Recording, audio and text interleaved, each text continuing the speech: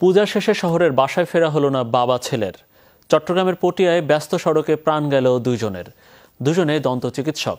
লরির সাথে অটোরিকশার মুখোমুখি সংঘর্ষে তাদের সঙ্গে মৃত্যু হয়েছে অটোরিকশা চালকেরও। দুই পরিবারই এখন শোকে স্তব্ধ।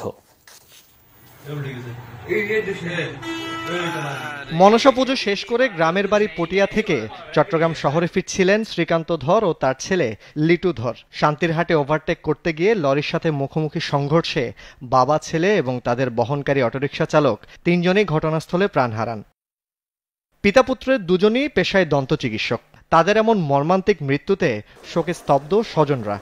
গতকালকে ওনার বাড়িতে গেছিল ওনার ছেলেকে নিয়ে, আজকে বলি টলি দিয়ে প্রসাদ নিয়ে সিএনজি নিয়ে চলে আসতেছে, তখন এই অ্যাক্সিডেন্টটা করলো শান্তিরহাটে। কিন্তু কল্পনাও করতে পারিনি যে এরকম একটা ইনসিডেন্স হবে। সেটা অবশ্যই এটা খুব স্যাড যে ওনারাও কিন্তু গিয়েছে উৎসবটাই পালন করতে। সিএনজিটা আমি খুব দুঃখিত তার জন্যও যে সেও মারা গেছে, তার জীবনটাও চলে গেছে। দুর্ঘটনায় প্রাণ হারানো সিএনজি অটোরিকশা চালক আলী আজগরও পরিবারের একমাত্র উপার্জনক্ষম ব্যক্তি। তাকে হারিয়ে অসহায় পুরো পরিবার। গাড়ি লোডে জাম হয়ে গেছে, আমার ভাইকে মেডিকেলের টাইম বরাবর পৌঁছাতে পারি নাই। ডাক্তার অফিসের রুম গেছে, আমার ভাই মৃত্যু বরণ করছে।